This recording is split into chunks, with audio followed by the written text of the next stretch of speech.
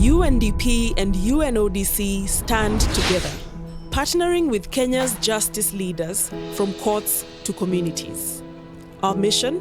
To transform a system, to empower, not incarcerate, to slash overcrowded jails by 30%, freeing futures trapped in limbo, through legal aid, through smarter solutions, through voices rising louder than bars closing.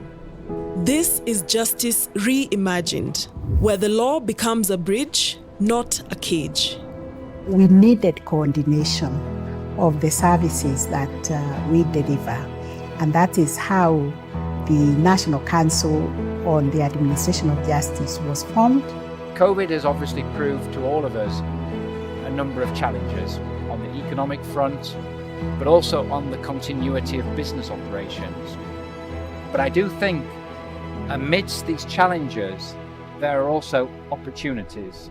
Kenya, a land where traditions and horizons blend, where hope rises with every dawn and resilience rests at its core.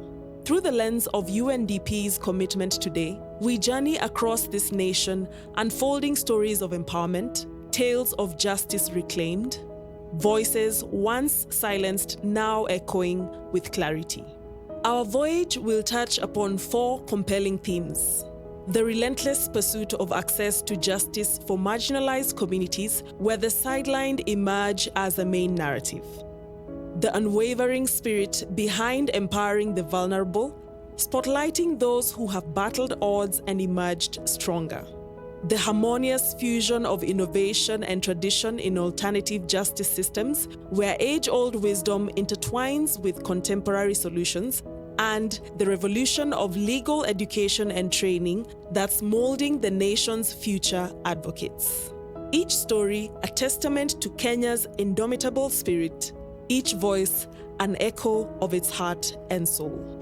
UNDP over the years have really broadened our approach to access to justice, from focusing on legal reform and institutional capacity building to really working more and more with communities, especially grassroots communities. Yeah, these are the NGOs or civil society who are embedded within their community, understand, the challenges or some of the pertinent issues that the communities might be facing, and hence advocate and act as voices of those marginalized communities. Whether they are women or people with disability or youth. Civil society organizations have for a very long time been the run-to partners for a lot of the community-related work. Civil society basically assists to galvanize communities towards advocating for particular issues. Grassroots innovations such as Lamu's mobile courts and Mandera's radio program become the lifelines of justice for communities living in the shadows. Lamu East is populated with around 50,000 people with the environment of Kiunga, Basuba, and the area has no physical court, it has no legal centers, it has no legal representative from that region. Na zamani ilikuwa hakuna koti, tulikuwa tukipata tabu tukienda Lamu, ambayo inaharamia kwa trip ya mara moja karibu 10,000. The only means to access the east is by boat, of which the people in the area, they only have 2 passengers boat that dispatch from that area to the court, and one is leaving at 5 a.m. and the second one is leaving at 2 p.m. If you miss that, then you have no movement to come to the central point. It's very important bringing justice here and further. Not only they are very poor, because people cannot live without justice. Through the partnership with judiciary, Muhuri facilitated the movement of the magistrate and the Kadhi's court to the people of Lamu East due to challenges that are being faced there with logistics and even the poverty level of those people, that they cannot even access the court in Lamu County. Ni mama ambaye nilitupwa na bwana, alienda kwao bila kuwa na taarifa zozote kwa mwaka mzima. Sasa nikachukua hatua ya kuja kutafuta usaidizi kwa koti. Nilipopata habari kwa kumefunguliwa koti nasaidia kina mama kwa matatizo yao. And this court, since established in 2019, we have handled around 192 matters in both the magistrate court and the Kadhi's court. And these cases involve of children care, women's divorce cases, and even lands and conflict. Lakini kufika kote hapa Faza inatusaidia sana, tunashukuru. Mimi nimepatikana na hiyo kesi, nikaje kachukua muda miezi 4 na nikapata suluhisho. Kwa hivyo mimi kama mama ambaye nilisaidika, nashukuru kwa koti kufika hapa Faza na shirika la Muhuri likisaidia. As one of our biggest achievement as Muhuri is that we manage to unite the family together. We managed to bring the community together through the mobile court and also the mediation, and also enhance that relationship and understanding within the community, because as now people can access justice, they have their process clear, and also cut down the bureaucracies that was there in order for you to access justice. So we are very proud that we restore hope of justice back to the community in Lamu East. The bigger component of PLEAD is really capacity building of civil society. Over the course of the implementation of the PLEAD program, UNDP Kenya worked with about 65 civil society organizations and community-based organizations in about 12 counties, ensuring that the capacity built in terms of how to review any legal documents, how they're able to connect communities basically to legal aids, communities in which they are working with, and how do they even able to raise issues on behalf of the communities. Civil society are able to be the voices of the communities that they work with. The stories of resilience emerge in Wajir, where Ethiopian migrants and Somali refugees received the justice they have long yearned for. Development Concern Initiative is a local NGO. It has been implementing the refugees and immigrants programs. It supplements the government's work to ensure that where there are challenges, we come in and address it. And some of these challenges is the issues of the Ethiopian migrants and the Somali refugees who are coming to this part of the country, that's Wajir County. In Wajir, we have two categories of refugees and immigrants. One is the undocumented immigrants who are here. These people, they came to Wajir County from all the way to Ethiopia for just to get jobs. And actually, they are mostly young girls and gentlemen. And the other ones are those who are human trafficking. So those ones don't come for seeking jobs here. They are trafficked direct to South Africa. Development Concerns Initiatives, DCI, have trained us as paralegalists to assist the refugees and immigrants. So what we normally do is that I'm a constant visitor of the courts. I visit the courts and listen how these guys are, sometimes they are being profiled. So what we do is that we give translation services. Also, we talk to the judges and magistrates during the CUC's meeting on the rights of these people. We have discussed in the court users committee meetings to make sure that these guys' sentences don't go for a higher period. Because the more they stay here at our cells, the more they deplete the resources of the government. I normally tell them on their rights in the Constitution, because there's a whole chapter talks about human rights and the way they're supposed to behave, because when they're in this country, legally or illegally, there are certain aspects that they're supposed to do. So I just give them a general information on what they're supposed to be doing when they're in this country. Since the DCI trained me as volunteer and as a paralegalist, it gives me, because this one gives access to justice to all kinds of human beings. So I see it as a work. I take it as if I'm doing something that is beneficial to the less fortunate people in the society. Kisumu introduces us to innovation with CASH, bridging the gap between justice and the marginalized. We work with key population who include transgender, sex workers and MSM in the area of access to justice. The situation before was very bad. Because of the criminalized nature of key population, you find that they would face violence, especially murders. Sex workers were being murdered by their clients. Some of them were being thrown out of their houses, but the cases didn't go anywhere because the duty bearers had a negative attitude towards them, and even the key population themselves did not understand their rights.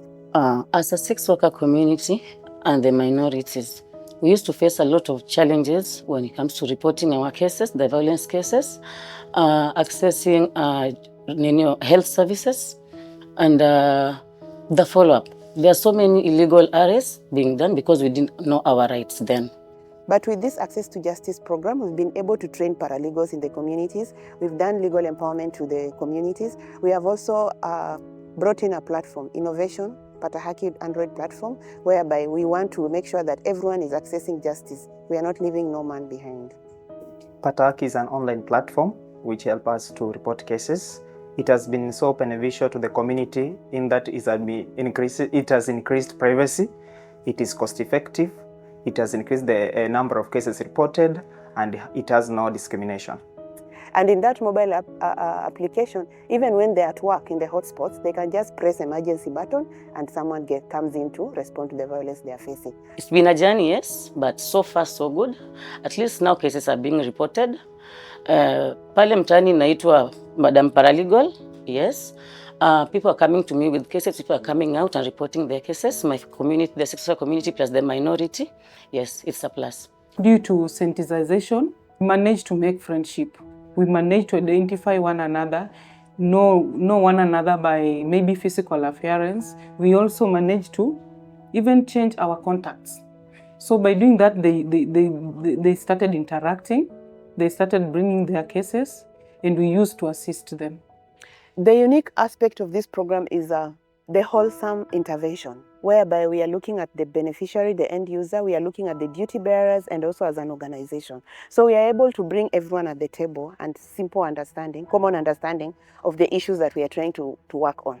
So the community is empowered, they understand their rights, the police are empowered, they understand that everyone has rights, and the organization is there to make sure that they are on the same page when it comes to access to justice. So the PLEAD project has changed narratives. It has assisted community groups to actually be part of these conversations, because the Constitution talks about public participation, but we need to give wheels to this public participation. The strength of women emerges in Isiolo, where the Samburu Women Trust pioneers justice for Indigenous women. When you talk about access to justice and you talk about Indigenous women accessing to those justice, there are multiple layers that's hidden Indigenous women to be in many spaces, not just to participate, even to access the same justice you are fighting for. One, when you talk about norms and patriarchy, it's very rampant, and the patriarchy itself is deep-rooted in a way that there's no space that women can sit to make decision-making. Being a pastoralist child, which in most pastoralist community, they don't believe taking a girl child to schools. So I went to school by a chance, and having grown in the same environment, having multiple challenges, challenging them, and beating all the odds to be who I am. That one has given me a lot of motivation. Kaji salante lubulkash namanya narasha. Na kajo na ashe oleng amalla na kwari tata. Amukora pa yo kiranto monok kira bal tongono tisidu oleng. Kwa sagor nanu kon karapa nanu tomono na mata mali na turu alba yan mali. Na ulba yan mali na ingwa kemi tokata. Hata ngarari. Na agora ba maisha ini akwari metoki kiyo ikira ka dochi tongana kama dan miyo bagnun kokon miyo bagnun manaranda atual tongana na giti bime tongan do ile mitoki ata kore ngaso anginu peneo peje ngaka yo alo turur la Samburu mentaras. Like where we are accessing to Nanyuki Law Court is 100 kilometers. To access Isiolo Law Court is 120 kilometers. Where I stand to access to the one police station we have in this sub-county in Isiolo North is 40 kilometers. Then from Isiolo to where the police station is 120 kilometers. So when you talk about barriers for Indigenous women, access to justice, there are multiple. One, because of culture. Two, because of norms. And three, because of even illiteracy level. They do not understand. If I reach to the police station, how do I navigate the system? So These are some of the barriers we were trying to pave way and making sure that inclusion of Indigenous women in those spaces, making sure that in police station, we make sure that gender desks are friendly. We make sure that the offices are around the areas that women can access, being free for not being intimidated. I see a lot of hope. I see bright future for the girl child. And I see a lot of motivation, a lot of young girls, a lot of women standing up and taking girls to school and supporting them to the university and believing in their cause. That itself is a bright future for a pastoralist girl child. In Tana River County, Kekoske is working to include women in alternative justice systems, particularly the Council of Elders, which is traditionally male-dominated. Tana Delta, despite its vastness, we have only one law court, and thereby it was critical for us to lobby for mobile court sessions to be held within the localities so that to reduce the cost of poor people accessing to justice. Through the project also we came up with innovative approaches, tapping on the already existing alternative justice system policy that was launched by then. And we saw that as a huge opportunity now to go through autonomous Council of Elders. And we tapped on those resources because those were a Council of Elders who had a lot of influence, who are already working within the communities. Mimi kama paralegal, wakati nimetrainiwa, kwanza wazee walikuwa hawataki kuniona sababu kuingilia kati kesi zao. Lakini nashukuru sababu wao walipotrainiwa na mimi nikatrainiwa, tukawa kitu kimoja. Mimi umuhimu wao wenye wanaona kwangu ni pale kwenda kukaa na kusuluhisha zile kesi. Si kesi za wamama peke yake, hata za watoto, hata za wamama wenye wamepigwa na wanaume zao, za mashamba, huwa wananiita na wanaona ule umuhimu wangu wa kuchangia pale sababu mimi nimetrainiwa.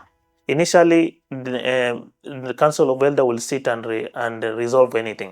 For instance, even murder cases, they will resolve defilement.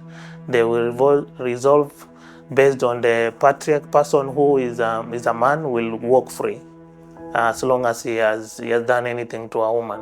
So, but now those are not things that are happening. You can see staunch resilience from them. When a case comes where there is defilement, they stand strong and they make sure these cases are gone to the formal judicial system and they ensure that there is justice that has happened. Tulipoangalia na kufundishwa tuliona kuna umuhimu wake, kwa sababu hata hapo awali ilikuwa kuna kesi zingine ambazo ni lazima tuchague wale wakina mama ambao ndio viongozi wao waje pale kwa Gaza, halafu tuanze kuwauliza kuna hili na hili na hili na hili, nyinyi huwa mnafanya vipi? Nao wanachangia. Kwa hivyo alipokuja haya maneno ya kutangamana, tukaona ni bora. Kuna kesi nyingi ambazo huwa tuko nao. Utofauti wenye huko zamani kulikuwa hakuna haki, lakini tulipopitia huu mradi na mafunzo yenye tumepewa paralegals na GASA, kuna uhaki ambao unafanyika. Mimi najisikia mzuri sana sababu nimewahi kusaidia wamama na wananipongeza. Na mimi nasikia raha hii kazi. Natumikia bila chochote. Nasikia amani. The tales of change don't end here. CREW pioneers efforts in SGBV in informal settlements.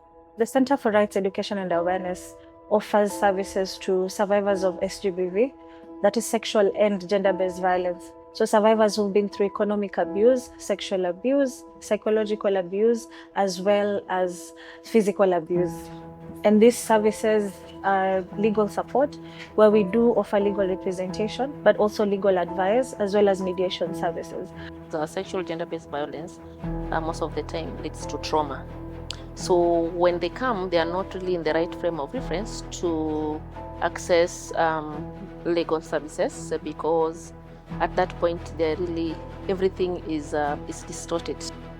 Nilipitia changamoto mingi sana ya kupigwa, kuteswa na bwana yangu, na tena alikuwa ninalala njaa. Nilipatana na champion mmoja tu kwa akitembea huko kwa kijiji mitaani, tukaongea na yeye akaniambia maneno ya crew. Counseling services or psychosocial support helps to stabilize them emotionally, to also help them to remember, to put into place their story. Because without their story, then they are really not able to even talk in front of a church. Wakati nilikuja, nilimweleza mambo yenye ninaendelea nayo, alinikansel sana. Juu nilikuwa nimefikia hata kiwango ya kusema nijinyonge, nijitoe uhai juu mambo ilikuwa ngumu sana. Most women are unable to make a decision of whether to move or stay in abusive homes because of economic violence. Katika hiyo hali ya kunikansel na nikaingizwa kwa mradi mwingine ya nikapewa pesa, nikaanza biashara sasa yangu. When a woman is economically empowered, two things will happen. One, there's going to be an autonomy to make an informed decision. So they can either choose to leave, or when they choose to stay, there's balance of power because now decisions are made by both parties. Lakini baadaye kesi iliisha. Nimepewa majibu, akaambiwa atashughulikia mtoto na atasimamia ile maneno koti imesema. I think seeing a woman able to smile, because when they come, they are very distraught. Yes, so being able to put a smile on a fellow woman's face brings me a lot of joy. Nafurahi kwa maana nikitaka kukula vizuri sasa nitakula chochote chenye nataka. Mtoto ako na furaha na ninaishi vizuri. Kuna furaha ya pesa iko. Ninafurahi sana. Mungu abariki Kuru sana. I've seen them succeed in business. I've seen them, able to take care of their mental health, especially that because that aspect is normally ignored. I've seen them become champions of change in the sense that, they are able to also help other people. Marsabit resonates with the voices of the young, as Alcha instills justice's virtues in the leaders of tomorrow. In our county, especially Moyale sub-county, where I am now, the school even I am, people, they don't prefer the education very much. They are being disturbed or affected by their culture of taking their children to be married earlier, for them to look after the animals. Alcha is a human rights-based organization by design. We focus on access to justice for poor and marginalized community. In Moyale sub-county, through UNDP funded projects, that is PLEAD 1, we implemented several activities, not limited to a radio talk show, establishment of hockey clubs. In the school where we are, we got a problem of early marriages. We got a problem of people not coming to school, people not taking education seriously. So we looked for who are concerned with these people. We were told it's Alcha. Alcha came to us, developed for us this club.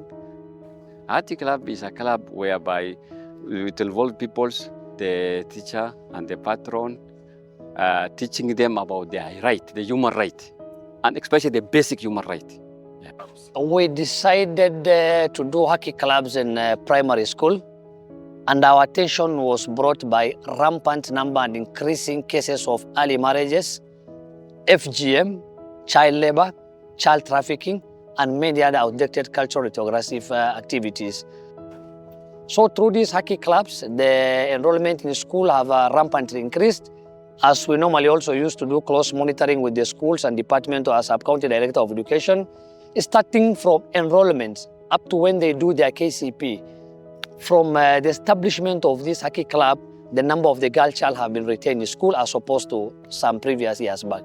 Working with Alcha has been beneficial in terms of access to justice in the following manner. One is sensitization about the work that we do here at the judiciary, especially in terms of children cases. The biggest impact that I've seen is reduce on issues of sexual gender-based violence, reduce in the issues of child neglect, because people now knows where to report their case. People now knows the avenues to report their case. They know the protocols. They know where to report, when to report, and who to report to.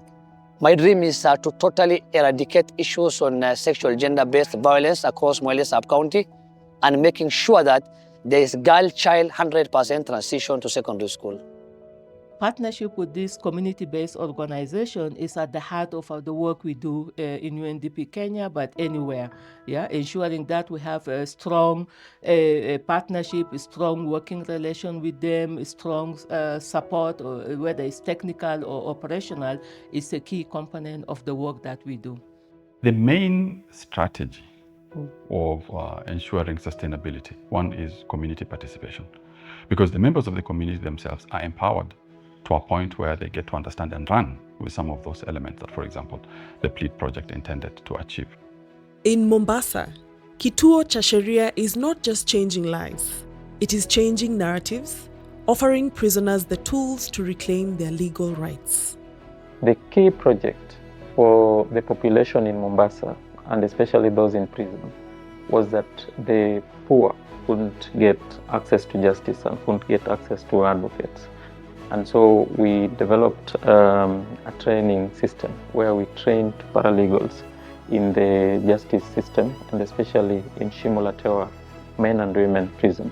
Nafikiri kituo cha sheria waliweza kuja Shimo la Tewa, wakaanza kufundisha watu mambo ya sheria sasa. Jinsi wangeweza kujua haki zao, jinsi wangeweza kujinasua wenyewe bila kupata mawakili. So in terms of training paralegals, we use the Paralegal Society of Kenya's curriculum, and that curriculum develops their skills on certain areas. One, how to draw petitions, how to draw submissions, how to draw appeals, and all the pleadings that they may need in court, and also how to help them give skills to anybody who wants to go to court, to make sure that they can stand and have the confidence to respond to questions, and how to refer cases, where to refer those cases to. That training gives them confidence to serve a community. Huu ujuzi niliopata naona haunisaidii mimi peke yangu, bali unasaidia pia watu wengine nje. Kwa sababu nilipotoka tuliweza kupata ofisi ambayo ina jina Wema Justice Center. Ofisi hiyo tunasaidia watu kuwaelimisha haki zao za kisheria, kuwaandikia masubmissions kama vile vilivyokuwa tunafanya kule jela. Mbali na hiyo, huwa tunarudi pia jela kuweza kufundisha tena watu. Tunaenda Boostall, kuna watoto pale, huwa tunafundisha pia, tunapa legal advice, tuna self representation, kile kitu huwa tunafanya. As an advocate who has been working in this field and providing pro bono services, it is my aspiration that more advocates take up more matters, so that so few people can get support through them. Number two, that government will jump into their space and ensure that Article 48 of the Constitution is implemented by putting in policies that are required. Kwa hivyo elimu hii ambayo nimeipata, lakini bali haikunisaidia peke yangu, but inasaidia watu wengi. We are happy to see the integrated approach that the PLEAD program has taken, and we can now see very positive results from these efforts. Close to 120 criminal justice actors, including magistrates, police, prosecutors, probation officers, and prison officers, have been equipped with skills and knowledge to effectively administer bail and bond. In Uasin Gishu, age-old wisdom becomes the vanguard of justice, protecting matrimonial rights. Uasin Gishu County, from time immemorial, had its own way of dispute solution, which they refer to as KIPGA. KIPGA literally means homegrown solution. We came up with a program and sat down with the elders who were operating the KIPGA system of dispute solution, and our main aim was to merge what they were doing under the cultural and traditional way and the Constitution, because Article 159(2)(c) of the Constitution provides for alternative dispute resolution. Mwaka wa 2001 mwezi wa 6 ndio mzee wangu aliaga, alafu nikiwa nyumbani nikatoka nikakuja town kuona shamba ambalo tulikuwa tumenunua na mzee. nikapata mashemeji yangu wameshaliuza tayari, mtu alikuwa ameshajenga ndani nyumba. Ndio tukatoka na human right, tukaenda mpaka kwa kikao cha wasee, ndio nikapata kibali ya kurudi kwa shamba yangu baada ya kunichukua miaka 20. These village elders assist us mostly in resolving disputes using the alternative dispute resolution. We realized that most of the women were not recognized by traditionally. So they never had that opportunity maybe to inherit property, to inherit land when the husband died. So we partnered with a Center for Human Rights to make sure that women also have a say in inheritance. So that is why we have the GIPCA, and GIPCA means local solutions to the local problems which we have here. After composition of these gender-balanced GIPCA panels, we are happy because women are now able to inherit properties from their deceased husbands. Women are also able to inherit properties from where they were born, from their parents. And we are able to resolve matrimonial issues through GIPCA. We are able to resolve gender-based violence with minimal injury through the elders. And we are very proud and happy because we see women accessing justice from the very grassroots, from where they come from. The alternative justice system policy assists us to bring together all the different practices we have in the country into one melting point of the alternative justice systems policy. And this has transformed really the understanding of the mainstream judiciary of how to utilize already existing community conflict resolution structures. Urban Nairobi paints a story of environmental justice. Kara equips residents to champion their right to a cleaner, healthier life. Management of waste services in Nairobi has been problematic in terms of efficiency and effectiveness. Due to weak governance and coordination, the sector has faced diverse conflicts among the actors, which include control over space, allocation of waste management services, harassment of informal waste service providers by the residents and the county officials. With the support of the UNDP, we are working with the Residents Association, youth groups, and county government officials to establish AJS, alternative justice system mechanisms, to support access to environmental justice through provision of waste management services that is equitable, just and fair to these residents.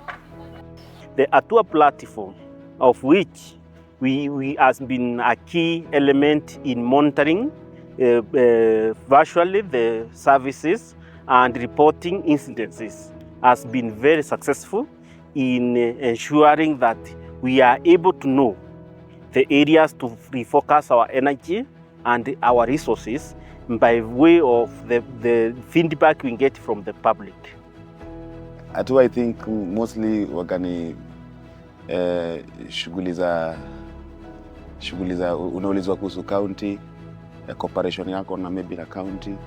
Penye una feel like akuendi poa, unaweza piga picha, then una send hapo kwa Atua, and then I think hao sasa I think wenye wana manage hapo sasa wana connect na Kanjo, ndio solution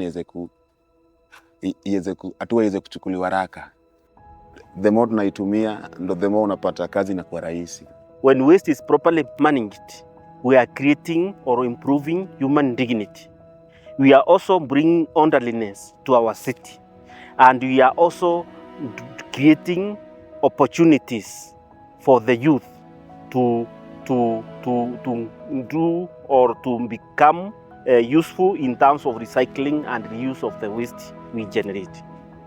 Mombasa's University of Nairobi offers the future champions of justice a hands-on experience shaping the legal torchbearers of tomorrow. The child justice system in Kenya has been neglected for many years. It has been considered a peripheral part of the criminal justice system. So under the PLEAD project, we identified key gaps in the child justice system. Over 80% of children that find themselves in the child justice system are children, are offenders as a result of their personal circumstances, their socio-economic factors. Children in the justice system could not engage meaningfully and therefore could not enjoy justice as it ought to because they did not have the required legal support. Even where there was legal representation, it was not effective. And so as a faculty, we thought this is an area that we could contribute in because we are training lawyers who can serve in the child justice system. When we go to the remand home at Likoni, we do carry out, moot court trainings for the children, moot court competitions. And this is important because we believe that children need to be aware of their legal rights. Children need to understand what is happening in the legal framework under that particular sector. So going there to the children, it's usually a group setup, seeing that maybe sometimes the numbers are a bit too high. So if we do the one-on-one session, it will be hard to be able to reach out to all the children. We teach them about, the basics of law. The moment they have understood the basics, then everything else moving forward will be very easy for them when it comes to, interacting with the law. Looking forward, I would like to see a child justice system that is responsive to children. I would like to see a child justice system that not only takes them through the conveyor belt, but that does address the underlying factors. I look forward to a child justice system that is well supported in terms of legal aid, and I look forward to seeing advocates who are passionate about child justice. I've learned that, children remain to be the most vulnerable group. Matters revolving around children are very sensitive. And when it comes to, advocating for children's rights, it needs to come from the heart, because matters to do with children it's not a profit-making business. It's something that you really need to do from the deepest depths of your heart. Similarly, Egerton University's Faculty of Law is crafting the future lawmakers of Kenya, merging theory with impactful pro bono services. This is a pioneer program in the sense of the way we are letting our students interact with the community. What inspired the way we execute the program is to produce lawyers who are attuned to the society needs and culture and behavior. My interaction with the community has come in handy, especially in relation to my legal career. I'm able to interact and give back to the community because some of us came to law school via Harambee, and it really gives us an opportunity to give back to the community, help them with the legal issues, creating awareness in regards to rights. The students learn what they'll eventually be able to be interacting with when they finish their studies. And the community also learns at a fundamental level the rights. Nilikuwa na shida ya shamba, sababu nilikuwa na shamba ya bwana yangu na alikuwa ameaga. Student wa Egerton University wakakuja wakatufundisha, wakatusomesha mambo ya legal aids na follow up, na wakanipeleka mpaka kotini, na singekuwa na pesa ya kuweka wakili, lakini walinisaidia sana sana sana na nikafurahia, na hawa mawakili walinisaidia na wakanifuatilia mambo yangu yote, na sasa niko na title deed imeandikwa jina yangu na watoto yangu. The impact has been profound. It gives our students a chance to learn how they can approach or how they will be approaching cases in the court. And for me, I feel very happy because when my students are out there and people are accepting them, it also translates to what they will do when they are now out there in service. There's more to law than just learning to go out to practice and make money, but it helps us bring sanity into our communities in regards to helping them out. Looking forward, I think we will continue to ensure that there is a strong coordination, between the access to justice systems at the upstream as well as the low stream, ensuring that all the civil society capacity that we have worked with and built on, we continue to sustain the gains that they have done through the support that they provide to communities, and also strengthen, as I said, coordination between the justice system at the upper stream, so that cases that are not able to be resolved at the communities can be able to be addressed through the legal system. We will also tap a lot into the use of technology so that we can be more cost efficient, especially in this era of dwindling resources. We know to expand partnership both at the grassroots level with the local authorities, with the private sector, and to continue to also broaden and strengthen our partnership with our current donors such as the European Union and the Netherlands, who really have supported this project over a number of years. We will build on the gains that has been generated and to advance them, working together with these partners. The PLEAD 2 program will align closely to the objectives of the Kenyan justice actors to achieve their strategic vision. This unique and strongly Kenyan-owned program involves UNODC, the United Nations Office on Drugs and Crime, as well as UNDP, the United Nations Development Program, as technically strong implementing partners, and Kenyan human rights and civil society organizations that are socially knowledgeable and provide Kenyan citizens and businesses legal aid on a daily basis.